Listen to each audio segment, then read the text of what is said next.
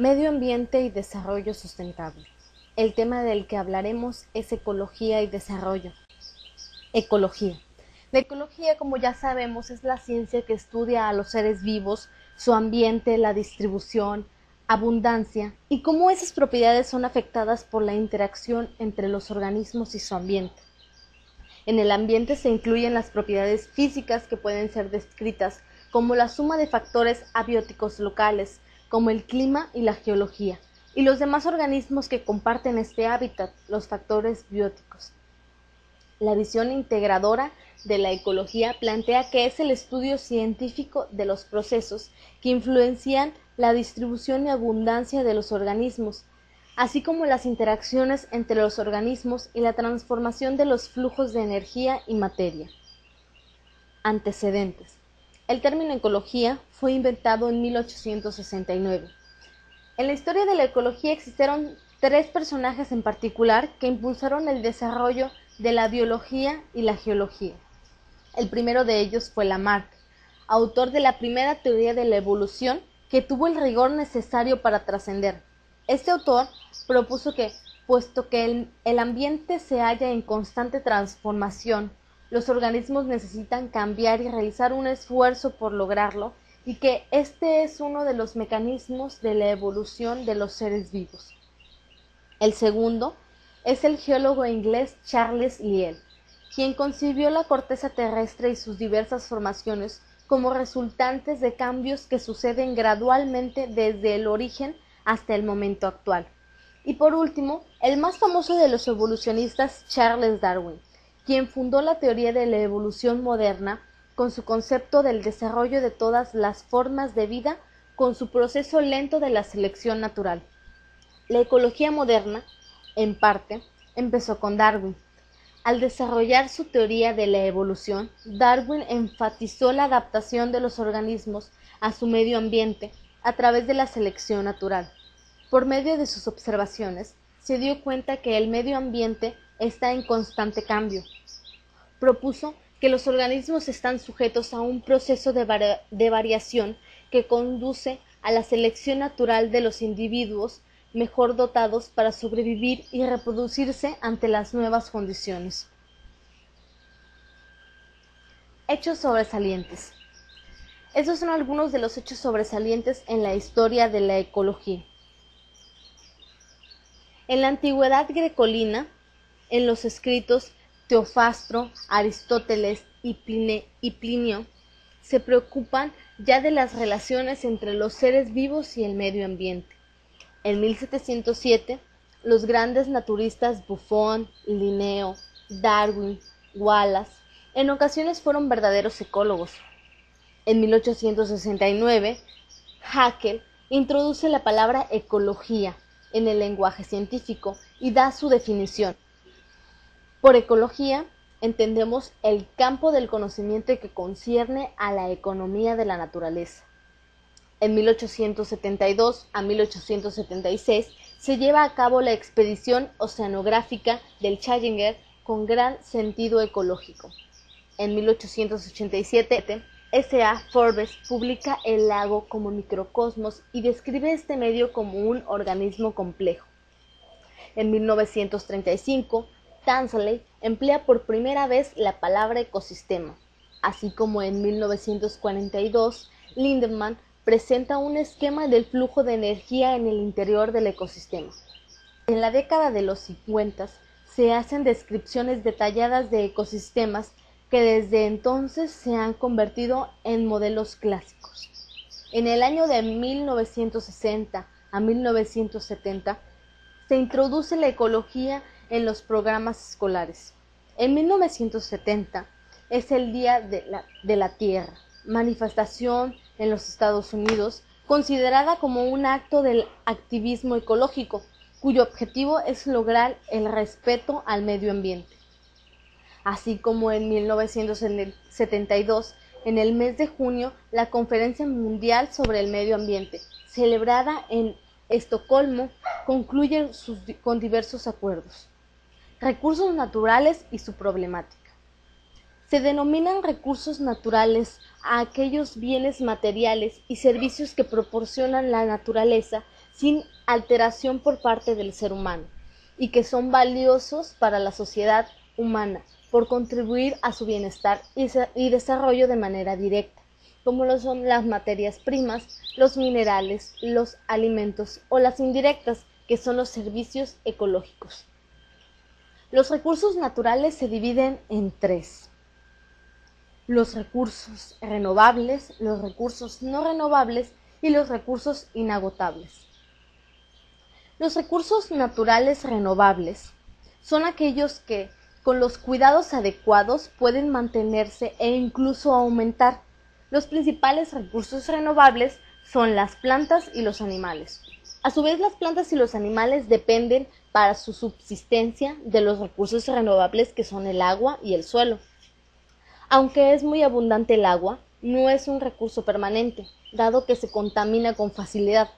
Una vez que el agua ha sido contaminada, es muy difícil que pueda recuperar su pureza. El suelo también necesita cuidados.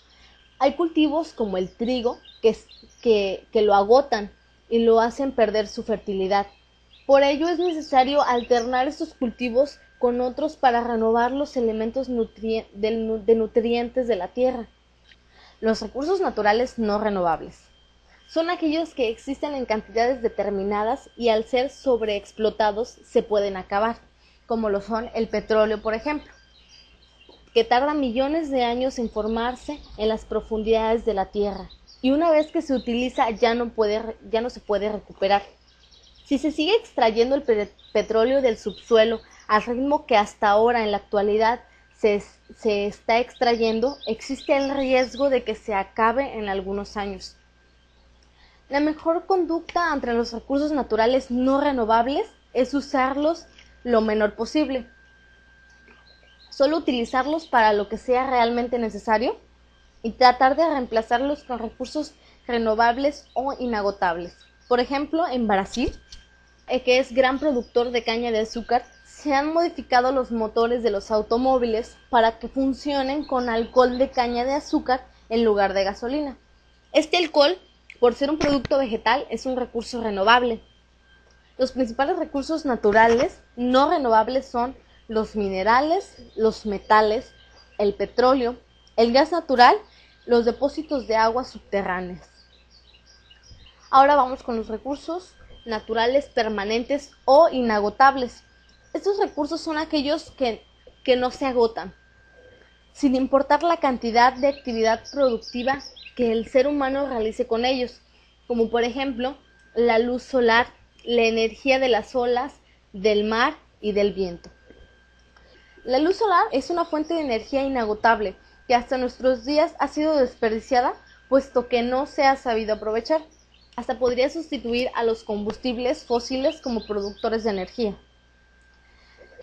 Los sistemas modernos de energía eólica utilizan hélices fuertes, ligeras, resistentes a la intemperie y con diseños aerodinámicos que, cuando se unen a generadores, producen electricidad para usos locales y especializados o para eliminar la red eléctrica de una región o comunidad.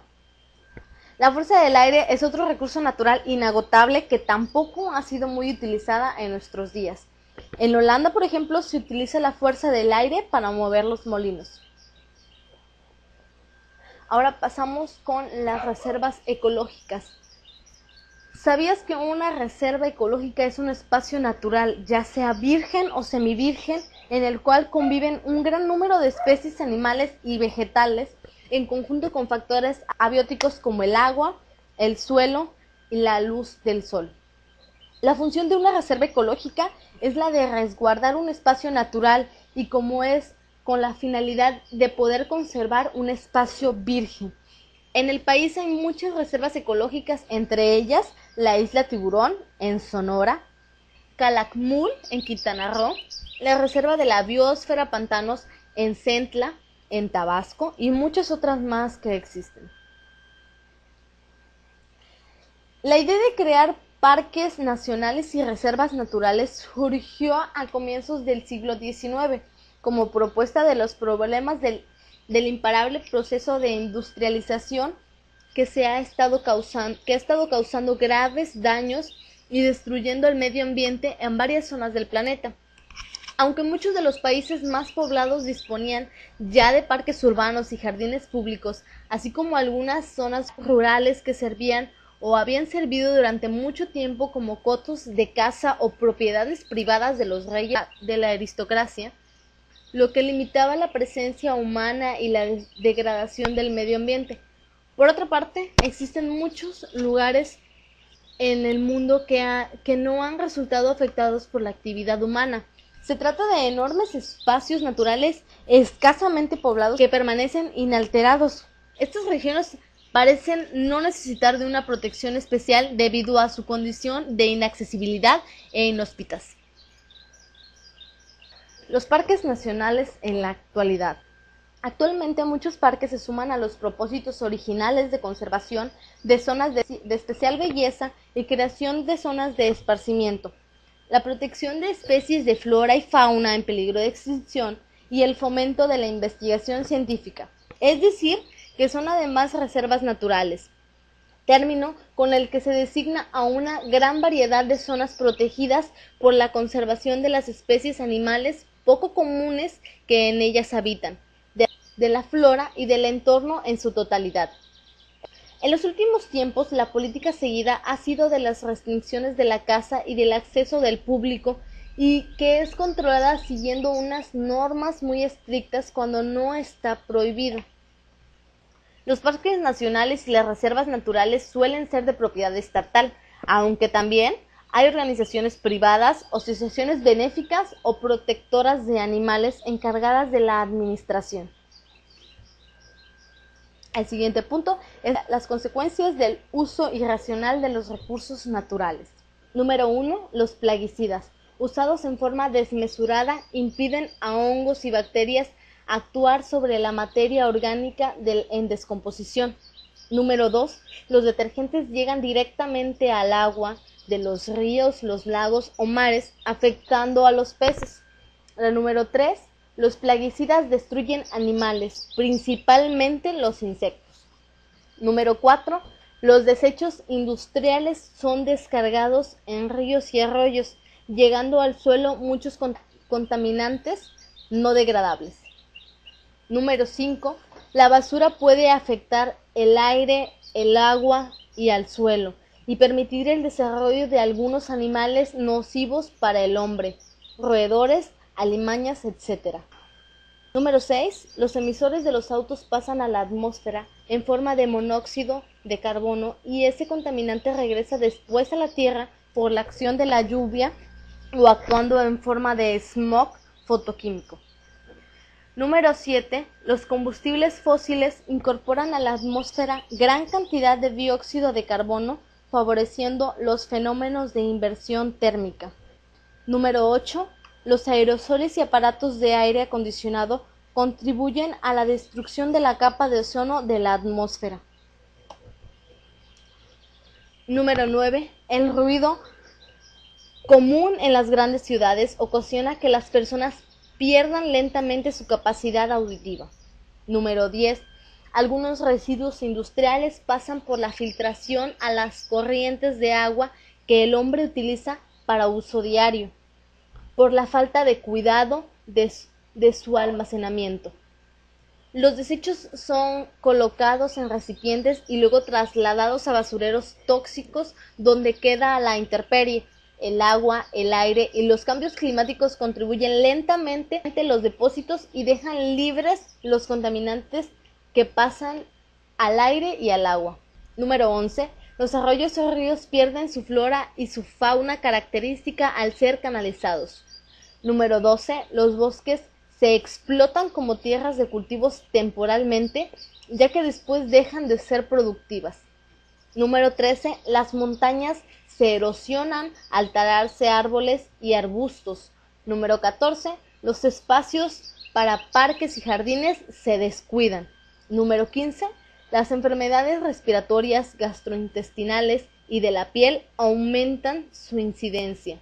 Y número 16. El crecimiento desmedido de la población trae como consecuencia mayor demanda de energía en forma de alimentos y para el transporte.